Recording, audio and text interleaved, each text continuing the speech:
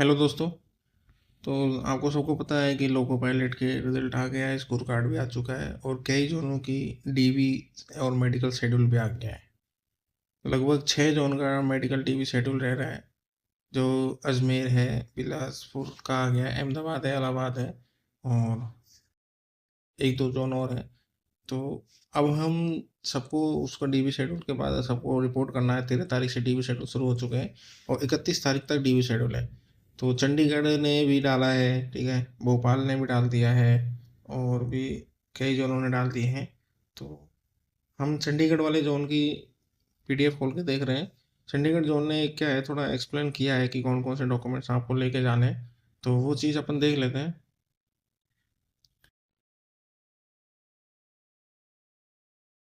सबसे पहले आपको क्या है, अपने जितने भी डॉक्यूमेंट्स हैं सबकी 2 कॉपी बना लेनी है। आपको पता ही है क्या क्या है। आधार कार्ड है, पैन कार्ड है, 10वीं 12वीं की मार्कशीट है, आपकी ग्रेजुएशन की है तो, और जिस बेस पे आपको हुआ है आईटीआई से या फिर ग्रेजुएशन में बीटेक वगैरह से, उन सब के 2 2 सेट बना लेने हैं। उन सब चीज़ों को आपको अपलोड भी करना होगा, ठीक है। OIRMS की साइट है जो आपको अपने, जब डीवी के लिए आप एडमिट कार्ड डाउनलोड करोगे तो उसमें दिखाया जाएगा। इसमें आपको क्या क्या चाहिएगा, जैसे CBAT 1 2 और CBAT का जो साइको था, CBT थे, उन सब के कॉल लेटर, ठीक है। जैसे ज़रूरत नहीं पड़ती है, डीबी में आपसे मांगेंगे भी, ठीक है।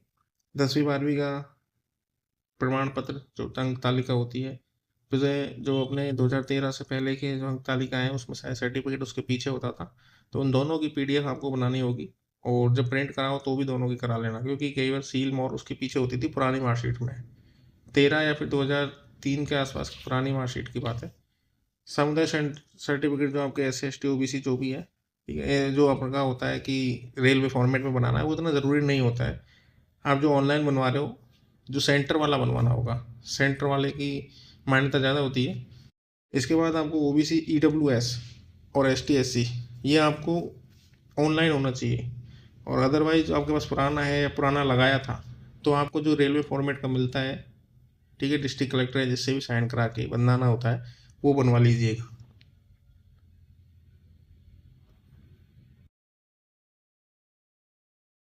इसके बाद अगर कोई आपके अल्फ़ाबेट की गलती है, मीनिंग में गलती है, फादर नेम में गलती है, विलेज में गलती है, कोई भी मीनिंग अगर अल्फ़ाबेट से है, वर्तनी स्पेलिंग के अंतर्गत कोई गलती है, तो उसका आपको एक शपथ पत्र बनवाना है, एफिडेविट। 100 रुपये का आपको एफिडेविट बनेगा। आपके आसपास कोई लोकल अदालत है या फिर कोई शॉप है जहाँ पर शपथ पत्र एफिडेविट बनता हो, तो वो उसको टाइप कर देगा कि ये मैं ही हूँ, इसकी जिम्मेदारी मैं लेता हूँ, कोई भी गलती नहीं है, कोई भी गलत मैं इस्तेमाल नहीं करूँगा, ऐसा कुछ, ठीक है। उसके बाद आपकी डिग्री है, अगर सेमेस्टर है तो पूरे 6 सेमेस्टर है, 8 सेमेस्टर जितने भी है सबकी मार्कशीट चाहिएगी और फाइनल सेमेस्टर की ज़रूर है, ज़रूरी चाहिएगी। डिग्री है तो तीनों ईयर की डिग्री की मार्कशीट और डिप्लोमा जो मतलब जो भी डिग्री मिली है उसकी, इन सब डॉक्यूमेंट्स को आपको एडिशनल में डालना होगा। एडिशनल में मतलब कि आपको जो बेस हुआ है आपका क्लियर, वो एक 10th बेस और ITI बेस से ALP की भर्ती आई थी। उसके अलावा ये सब चीज़ आपको इंडियन रेलवे की साइट है OIRMS, इंडियन रेलवे Government.RRB.DV, उस पर अपलोड करने होंगे। वो कैसे अपलोड करने हैं वो मैं आपको बताऊंगा, लेकिन थोड़ा और देख लेते हैं कि इसने क्या क्या आपको बुलाया है, क्या क्या आपसे मांग की है कि आपको कब आना है, कैसे आना है। 4 दिन पूर्व लाइव किए जाएंगे आपको डीवी के लिए। आपके जो डॉक्यूमेंट्स हैं, वो डीवी लेटर है, कॉल लेटर, इसमें लिखा हुआ है कि आपको मूल प्रति की 2 कॉपी चाहिएगी, 2 सेट, मैं कहता हूँ आपको 3 सेट बनवा लीजिएगा हर चीज़ की।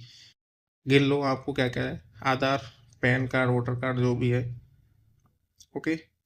उसके अलावा 10वीं 12वीं की मार्कशीट, ITI की मार्कशीट और सर्टिफिकेट दोनों, ठीक है। अपने ITI की मार्कशीट और सर्टिफिकेट अलग अलग है, 10वीं 12वीं के नहीं होंगे नए लड़कों के।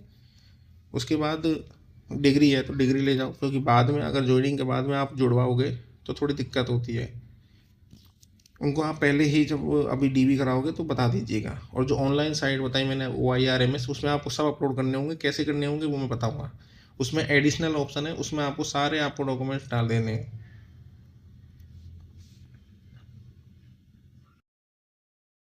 वहाँ जाओगे आप, एक दिन आपका डीवी होगा, सुबह आप पहुँच जाओगे तो डीवी के अगले दिन आपको एक मेमो दिया जाएगा वहीं डीबी को शाम को, या जित जब से भी आप डीबी फ्री होते हो, डीबी से फ्री होने के बाद एक मेमो दिया जाएगा कि आपको कौन से हॉस्पिटल में कब रिपोर्ट करना है। ठीक है, वहाँ आप पहुँचोगे तो वहाँ आपका पूरी जाँच होगी। जाँच होने से पहले आपको 24 रुपये का चालान कटेगा, और ना कोई एक्स्ट्रा फीस लेते हैं, वो आपको देनी भी नहीं है।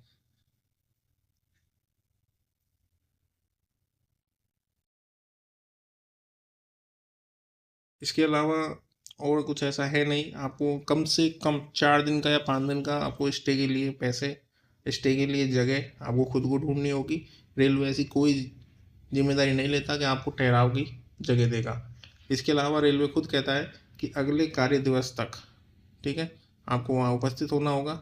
कम से कम 4 दिन तक रुकने की व्यवस्था लेके जानी होगी। रेलवे कोई आपसे मांग नहीं करता पैसों की। ठीक है, ये भी आपको लिख के दिया है यहाँ। ये हो गया। इसके बाद मैं आपको बताता हूँ, जो OIRMS की साइट है अपनी इंडियन रेलवे की, वो आपको ऐसे मिलेगी।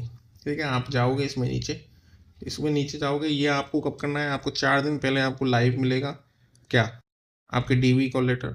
उसके बाद आपको ये ऑनलाइन करना है। इसमें आप सबसे नीचे जाओगे तो ऑलरेडी रजिस्टर पे नहीं जाना है, आपको जाना है कहाँ पर, फर्स्ट टाइम रजिस्टर पे। इसमें आप फर्स्ट टाइम रजिस्टर करोगे। फर्स्ट टाइम रजिस्टर करने के बाद आपको ऐसे खुल जाएगा। ठीक है, आपका अपना रोल नंबर, नाम, आधार नंबर जो भी है, फ़ोटो दिखाएगा, साइन भी दिखाएगा। ठीक है, अगर नहीं दिखाता है तो आपको ये अपलोड करने होंगे। ये मैं पुराना रिव्यू दे रहा हूँ आपको, जो हम टेक्नीशियन में किए थे। एज इट इज़ ऐसे ही आपका खुलेगा, एज इट इज़ ही आपको दिखाना है।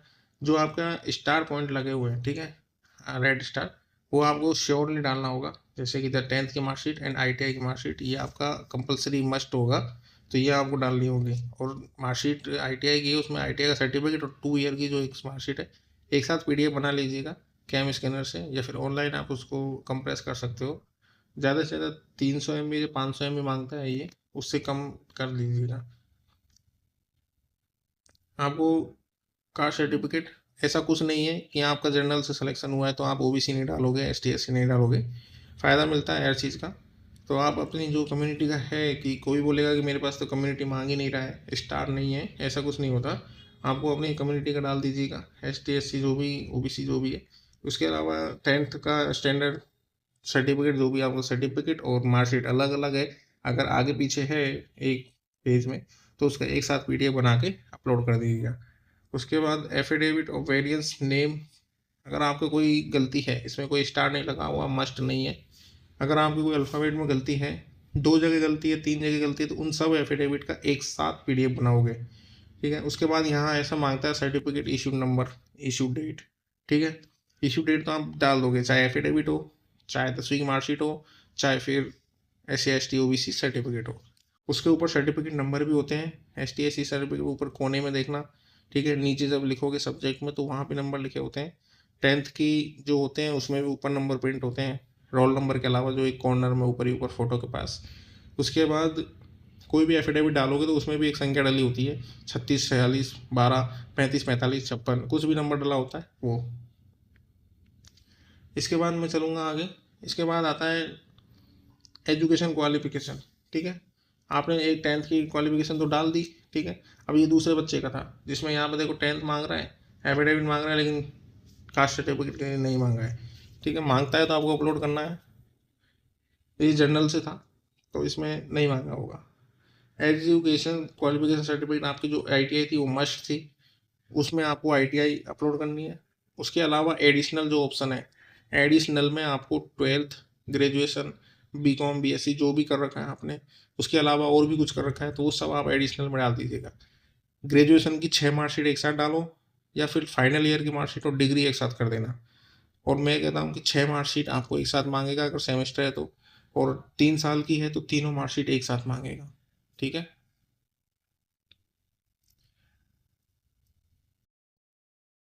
इसके बाद आपको कुछ नहीं करना, नीचे जाके अगर और है इसमें जैसे, ठीक है, 12th के बाद ग्रेजुएशन करोगे तो ऐड कर लेना और जोड़ देना। उसके बाद नीचे आके सबमिट कर दोगे, यह आपका अप्रूव हो जाएगा। यह आपको घर से ही करना है, आप ईमेल से भी कर सकते हो, लेकिन मैं कहता हूँ मोबाइल से कर लीजिए, कोई बड़ी दिक्कत नहीं है। इसके बाद अब आप डीबी करने जाओगे तो वहाँ पर आपको जो वहाँ कोई क्लर्क वगैरह बैठे होते हैं, आपका नाम बोलेंगे, आपका अंगूठा वगैरह मैच करेंगे, फिर आपको कंप्यूटर में बुलाएंगे, आपके सारे डॉक्यूमेंट्स क्रॉस चेक करेंगे, एक एक नाम, एक एक स्पेलिंग, एक एक पूरा शब्द को चेक करेंगे, पूरे मीनिंग को चेक करेंगे। उसके बाद आपसे पूरे रोल नंबर वगैरह सब कुछ कि आपने ये अपलोड किया कि नहीं, जो आपने अपलोड किया उसको खोलेंगे और आप उसको क्रॉस चेक कराओगे। ठीक है, कोई भी गलती होती है तो उसको वापस वहाँ वो अपलोड करवा देंगे कि इसको कम कर दो, इसको अलग कर दो, इसको सिंगल अपलोड करो, इसको डबल अपलोड करो, वो सब करवा देते हैं। ऐसी कोई टेंशन लेने की बात नहीं है। हमने भी मेडिकल दिया है, टीवी शेड्यूल कराया है। मेडिकल की रिपोर्ट है, थोड़ा लोको पायलट का है तो मेडिकल A1 चाहिए होता है, तो उसमें थोड़ा कठिनाई आती है, हर चीज़ की मेडिकलिटी होती है उसमें। तो उसको हम आपको रिव्यू कराएंगे फटाक से एक अपने लोको पायलट के कर्मचारी से। तो thank you for watching this video and कोई भी कमेंट हो, कोई भी क्वेश्चन हो तो आप कमेंट कर दीजिएगा, जवाब दे देंगे।